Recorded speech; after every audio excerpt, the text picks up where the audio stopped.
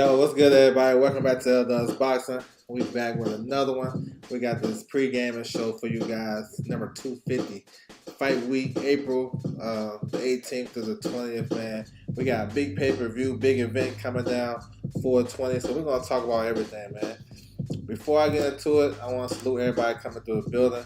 Make sure you hit the like button, subscribe if you haven't. Follow me on my social media, scrolling across the bottom, Twitter, Instagram. Tap into the website, ldusboxing.com, man. Much appreciated. My man JC in the building. What's good, man? Salute to you. Andrew Gray, what's good with you? Salute to you, man. Appreciate y'all coming by, man, for sure. Appreciate the support, like always. All right, we're going to start with this card right here. This is a Lou DiBella card. TIC Truth in the building. What's good with you, bro? Salute. So this is a Broadway boxer promoted by Lou DiBella. It's going to be in Philly. You can catch it on bxng.com if you want to watch this show. But you got the return of, you got some good heavyweight fights on the card. You got George Arias versus Skylar Lacey. Skylar Lacey is like 6'7". He a good boxer too. He fought on Top Rank not too long ago. He put up a good performance actually. George Arias, I haven't seen him since he got stopped last year by Jared Big Baby Anderson. He's a short, stocky heavyweight that like to explode out, from his punches. So we're gonna see. So it's a battle of styles. You got 6'7", 6'6", 6'7", versus a shorter, like a 6-foot stocky guy. So we'll see. We got Ronnie Hines. He's an up-and-coming heavyweight. He's facing Robert Hall. Ronnie Hines is a 6'5" southpaw. They got some decent skills as well. So this is a solid card, though, if you guys want to tap in. You know what I'm saying? With Broadway boxing. Fear free. For sure. All right, here's the overtime card. So they back with season 2. They got the second show of season 2. So I mean, it's a pretty interesting card. It's going to headline by Kurt Scobie. He fights 140 pounds. You know what I'm saying? Big, strong kid. Prospect, still trying to step into contender status. He got the veteran opponent level guy, Dakota Linger. Linger stopped Jose Vargas. I don't know if that was his last fight, but that was Jose Vargas' last fight with Top Rank. He stopped him, so that was bad. Now, overtime is starting a tournament at 154 pounds, and 154 is like the hottest division right now, other than 140.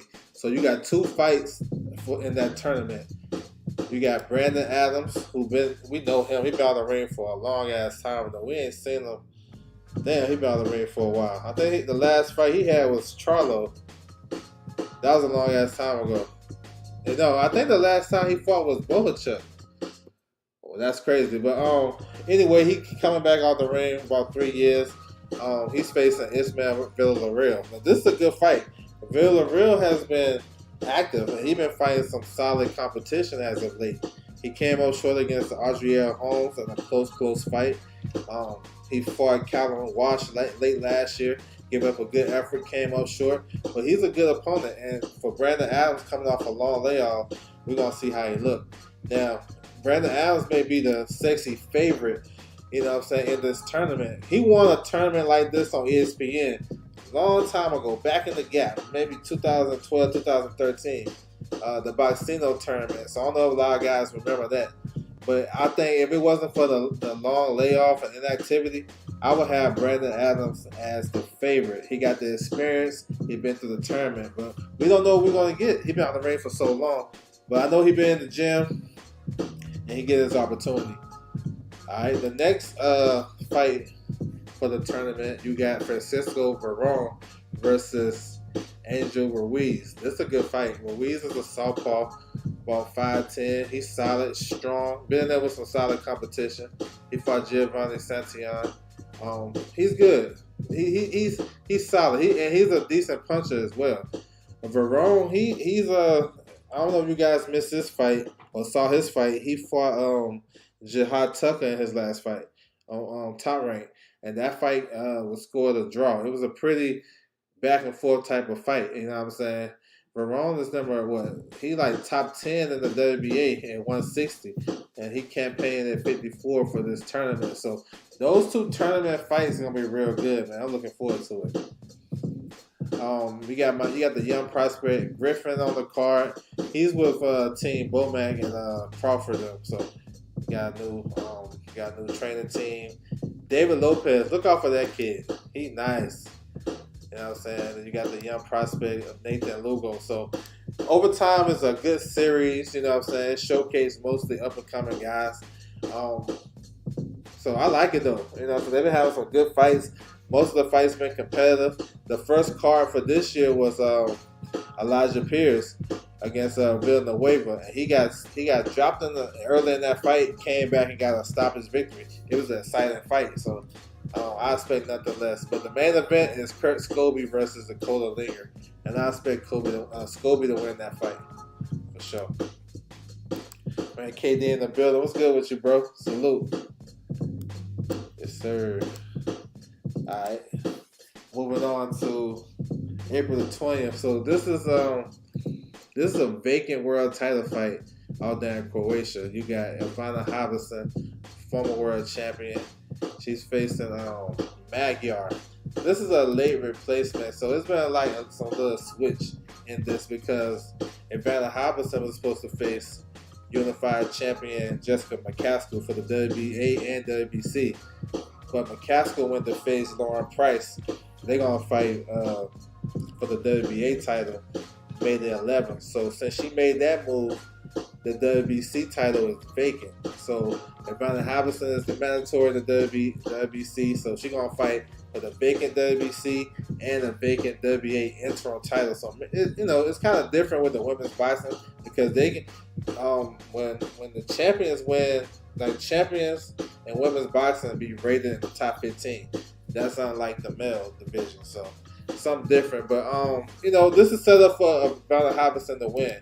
She got some smoke at the welterweight division. I mentioned McCaskill versus Lauren Price. You got Michaela Mayer. Her and Jonas supposed to run the back. They had a good fight in January. You got Sandy Ryan, who's coming off a 4th round stoppage victory over Terry Harper. So it's some smoke in the city if she can get that WBC belt. So we're going to see. She's fighting in her home country of Croatia, so she should win. And her opponent is, she ain't all that good. So she should be able to win this fight. You know what I'm saying? All right, so moving on. So this is a Queensberry promotion card. You know what I'm saying? You got some solid young guys on the card. But one I want to highlight is the main event. Sam Noakes versus Yvonne Mendy. Mendy is a long-standing contender at 135 pounds. European level, you know what I'm saying? When he step up in competition, he come up short. He'll also like Luke Campbell and guys of that nature. So, but he's a tough, solid guy. And this is kind of a crossroads fight because Mendy is like 38. He ain't never been stopped. He got like 4 or 5 losses, but he's tough as hell. If you're down on your A game, Mendy can beat you. Sam Noakes is undefeated, 13-0, 13 knockouts. He's a big puncher, but he's been fighting domestic UK level opponents, so we don't know if that power real or is it not. If he can make a statement by knocking out Mendy. And I know Mendy is old, but he rarely been hurt. He's one of those tough, rugged guys that come to fight. You know what I'm saying? He a little bit. He got a step slow. You know what I'm saying? But we're gonna see what he brings to the table. I like Sam Noakes. He can punch and he's staying active. So that's the best. That's the biggest fight I'm looking forward to on this card. Hopefully we can get some TV for it for sure.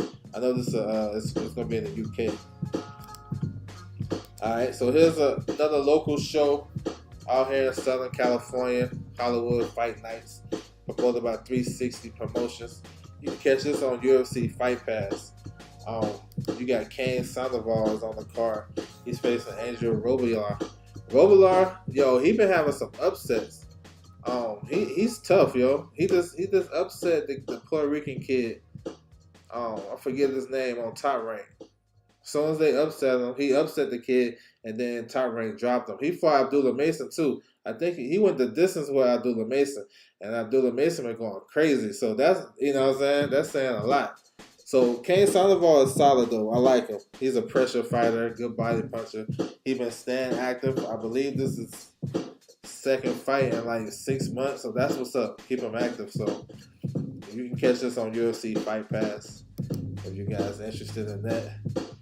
And then to the main card, we're gonna run down the undercard, but we got Devin Haney versus Ryan Garcia. I know a lot of us didn't think we're gonna even make it to this shit because Ryan Garcia been acting crazy. But we here. It's fight week. We're about to start their festivities tomorrow. They're doing some shit at the Empire State Building, taking pictures and shit. They're doing a bunch of stuff this week, but you know what I'm saying? I'm just glad we got here. April 20th, the Zone pay-per-view at the Barclays Center in Brooklyn. So, yeah, that shit been crazy. The whole build-up's been crazy. Winston Lee, what's good with you, bro? Salute to you. So let's talk about this undercard. So before I get to this, though, we got Sergey Derevyanchenko. He should be on the undercard on the prelims. The prelim starts at like 1:30 Pacific time, so 4:30 on the East Coast on the YouTube channel on the Zone. And then the pay-per-view portion starts at 8 o'clock on the East Coast, 5 on the West. So Sergey Derevyanchenko is on the card. He's facing Von Alexander. You should see Amari Jones, Kevin Newman. Now, those are 3 guys that I heard is going to be on the undercard. So on the prelims. Now we get to the main card, man. Charles Conwell. So Charles Conwell is number 1 in the WBC at 154. He's been out the ring for a long ass time. He's an Olympian. He's still a young guy, 26 years old. This is his first fight with Golden Boy, which is a good move. And like I mentioned, 154 is going crazy. We got Fundora just beat Zoo. Bud Crawford moved up to 54. Spence moved up to 54. You got Virgil Ortiz at 54. We got a new IBF champion. I mean, we got a bunch of shit. New WBA champion, Matt Renoff. So there's a lot of shit going on. So Charles Conwell is trying to get in the mix. He's number 1 in the WBC. So more than likely, he'll probably fight Baranchyk. No, not Baranchyk. Yeah, no, Bohachuk. Excuse me, Bohachuk. Bohachuk just beat Brian Mendoza on that Tim Tszyu undercard. So we'll see what happens next. But he got the faded contender named Nathaniel Gallimore. We haven't seen Gallimore since last year when Bohachuk stopped him. You know what I'm saying? And Gallimore in his day, he's a tough, rugged customer. Comes to fight, talk a lot of shit, but he'll always live up to his expectations. And I think he's faded. It's a good opponent to come back. It's a good comeback opponent for Conwell, though, for sure. He should be able to stop him mid rounds. All right, we got Scrappy Ramirez on the card. So Scrappy is fighting for the WBC interim title. WBA interim title at 115. So Scrappy is a mandatory for Ioka. Ioka, I guess he took a step aside or he worked out a deal. Ioka about to fight a unification with Fernando Martinez, the WBA and IBF. So Scrappy is fighting for the interim. He got David Jimenez. This is a solid fight right here. Jimenez coming up. He moving up from 112 to 115. He had a tough fight at 112 when he fought Ricardo Sandoval. Won a close decision. He's tough, man. Jimenez from Costa Rica. You know what I'm saying? He's solid. He got skills. Like, this is not an easy fight for Scrappy. You know what I'm saying? But Scrappy has been looking good as of late, putting his punches together. You know what I'm saying? Boxing real well, showing some power. So I expect him to win the fight, but this will be a tough fight, though, for sure. You think Scrappy that dude? I think, I don't know, because I don't know if he's that dude yet, but he's a welcome addition. Because to say that he's that dude, that means he can beat Bam, he can beat Estrada, he can beat Tanaka. I'm not so sure. I don't know, but he got a good charisma. He brings a nice flair to the game. He can promote a fight, so he brings a lot of qualities, and he's been getting better. He's a young fighter too. Alright, so here's the next fight. We got Arnold Barboza. So Arnold Barboza is he's back. He's the co-main event. Let me go back. We have Beck the Bullies on the card too. He's facing a no-name opponent from France, but he's one of the better body punchers in the sport. So had to throw that in. But Arnold Barboza, he's the replacement for Ryan Garcia. So if Ryan Garcia don't make it from here to fight night, you'll see Arnold Barboza step in and face Devin Haney. But he's facing Sean McComb on this card, a 6'1" southpaw from the UK. Not a big puncher, but a solid boxer. You know what I'm saying? I don't think he should cause so much fits to Barbosa. Barbosa been in the ring with damn near all the kind of B level type of guys. You know what I'm saying? He beat him. Pedraza, he been around for a minute. Beat a lot of, B level type of guys. But I like Barbosa. I'm waiting for him to get his opportunity. I believe he's 30-0. He just signed with Top Rank. He came back in January, had a solid performance. Had to stop his victory. So we'll see how he look in this one right here.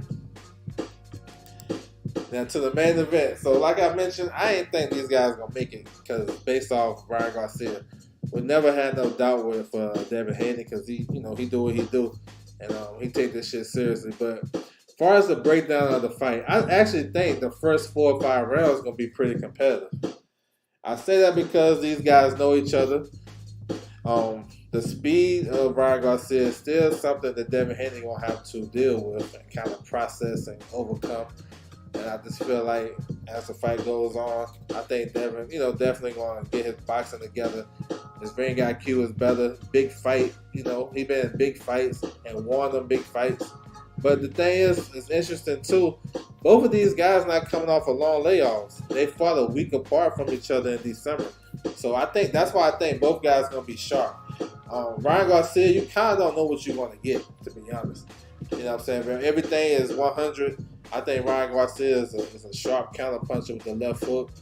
He don't use his jab as much, which I think he should, or at least try to jab with the jabber, because Devin got one of the best jabs in boxing. His feet is stuck in mud, so he can get outboxed, and Devin can use some angles and kind of get out of danger.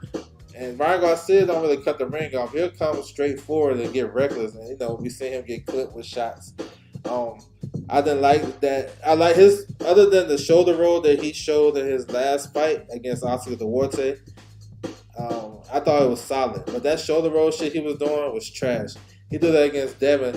Devin gonna put them hands on him. So Ryan got an opportunity early. I think if he can punch with Devin and kind of have him, thinking about the left hook. But he had to throw something else. The left hook, he know that shit coming.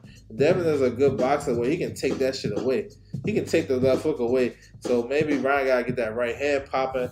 So we're going to see, though. It's a lot of question marks because we don't know if he's taking it seriously. We don't even know if he's still going to make it to the fight. You know what I'm saying? And then what Derrick James bringing to the table. You know what I'm saying? I would think he would bring something solid. He got a good game plan, but I don't know. We just don't know. It's too many question marks with Ryan Garcia. Devin Haney coming off his best performance. I mean, he looked good against Regis Prograis. I mean, he was sharp. I know the extra weight, him fighting at 140 did him some justice. He was fast. He was sharp. He showed some power when he dropped Regis Prograis, and he was hurting Regis throughout that fight. So, yeah, Haney is one of the best fighters we have in boxing. He can win the fight with the jab alone, but he like to fight, though. Like, a lot of people think Haney be moving and running. He really be in the pocket, sitting with you. He be trying to fight. You know what I'm saying? I think there's a lot of animosity and a lot of shit built up. I'm not picking Haney to get a stoppage. I can see him dropping, maybe, hurting Ryan Garcia, but I don't know if he's going to stop him. I think he put too much into that. I don't think he's like a big puncher where he's going to get stoppages all the time, but he's a good enough puncher where he can get your attention or he can drop you or stun you. But I don't know if he's that crazy-ass puncher. I like Devin like 8 rounds to 4. I think he's going to take over towards the middle of the fight and just outbox Ryan Garcia. But I think it's going to be dangerous and touch and go early because Ryan, I think he should be sharp. You know what I'm saying? Because he fought in December as well. You know what I'm saying? It's not like last time where he was coming off a long layoff and he was kind of missing a lot of shots. And when he fought Tank, he was punching over Tank's head, and you know what I'm saying, he didn't have no timing like that. When he fought Duarte, it took him a minute to get in that fight. He was getting clipped with some shots, but the left hook, saved the day when he hurt him, and then he ended up stopping him. So I like Haney, 8 rounds to 4. If he can stop him, credit to him. I don't know how much credit I'm giving him credit because I like the boxers and I ain't gonna turn no boxers down. But if we really looking at it, you know what I'm saying, we can't really give Haney no credit for this win. because he called him a crackhead, cokehead, all type of shit. He's a bum. You know what I'm saying? Maybe that's just promotion. But I know better than that. This he needs this fight. Devin needs this fight so he can be A side. You know what I'm saying? He needs to be A side because right now, you know, Tank is A side over him, but he can have a case. Probably still won't be A side, but that's what this fight is about. It's not about fighting the best guy out there. It's not about that. It's securing that A side slot and being a star of the sport. So when you go to these negotiation tables with a Tank, Teofimo, he got the star quality. He got the, you know what I'm saying? He'll have all that. So that's what this fight more so about than anything else. So we're going to see. You know what I'm saying? The way he's talking, he should stop Ryan Garcia in like 4 or 5 rounds. But we'll see. 0 chance Ryan wins. Yeah, I ain't giving him a good chance either. If it goes the distance, Ryan only going to win 3 rounds. I can see that for sure. TJ, what's good with you, bro? Salute. This card is filled with Cali dudes, strains they put in. The reason why they put it in NYC is because Vegas didn't want them to mess up the Canelo fight. You know what I'm saying? They didn't want to do 2 big events so close to each other. That's what I got. You know what I'm saying? For me, this one probably should have been in California, in the Staples Center. That's where I would put it at. I mean, Devin from Oakland, like you said, California guys. I would say if they couldn't do it in Vegas, they should have did it in Cali, LA. But New York, they haven't had no big fights in a long time, so I ain't really mad at it because the Barclays Centers be cracking. I ain't never been there, but to see that shit on TV, it be popping. They always have a good crowd, so I ain't mad at it. Cash Crypto, what's good with you, bro? Salute. So that's what it is, man. That's the fight week. I'm going to do a little recap, then I'm going to close it out. I want to salute everybody coming through the building for sure. So we got, on the 18th, we got a Lou DiBella card. You can find it on bxng.com. You know what I'm saying? You guys want to watch it. Got a couple of heavyweight fights. George Arias is back versus Skylar Lacey. Ronnie Hines versus Robert Hall Jr. So tap in with that. Overtime has a card on the 19th. They have a little tournament going at 154 pounds. Brandon Adams versus Israel Villarreal. That's a solid fight. Then you got Verone versus Ruiz. That's in that tournament as well. Kurt Scobie is the headliner. He's facing Dakota Linger. He should stop him, though. You know what I'm saying? I like Kurt Scobie. You got Ivana Hobson fighting for the vacant WBC title and then the WA interim title in her home country. It's a fight she should win. And then she can set herself up for some big fights. Michaela Mayer, Natasha Jonas, Sandy Ryan. You got McCaskill versus Lauren Price. So that division is alright too. Queensberry got a card. You got the big puncher Sam Noakes. I like that kid. He's the one in the back. You know what I'm saying? I like him. 13-0, 13 knockouts. He got a solid veteran in front of him, Yvonne Mendy. So if he can stop him, that's a big feather in his cap. And then you got the UFC Fight Pass card. If you guys want to tap in, Kane Sandoval been on a nice little roll as of late. Been active as well. And then the Devin Haney, Ryan Garcia pay-per-view card on the Zone, April the 20th. Tap in with it. You got Big the Bully on the card, Juana Barbosa, Charles Conwell, Scrappy Ramirez. So you got some good names. The opponents is so-so. Sergey Derevchenko should be on the prelims. So we're going to see, man. We got fight week. Yo, I didn't think we was going to make it, but we made it. You know what I'm saying? We're going to see what Ryan Garcia brings to the table. You know what I'm saying? Devin, he's been doing this thing. I expect him to win. So that's what it is. Make sure you guys tap in for sure. Barbosa is scrappy. Yeah, he's solid. I've been there before. It's dope. Okay. That's what's up, bro. That's what's up, man. I got to go there. Yeah, that's a good fight, though. It's a lot of question marks about Brandon Adams. Haven't seen him in a while. Villarreal been active. So, yeah, solid shit. So, yeah, man. He said good looks. Appreciate you, bro, coming through. I want to salute everybody coming through the building. Make sure you guys hit that like button. Subscribe if you haven't. You can follow my social media, scrolling across the bottom, Twitter, Instagram. Tap into the website as well. So much love and appreciation to you guys. Salute to y'all, and I'm out.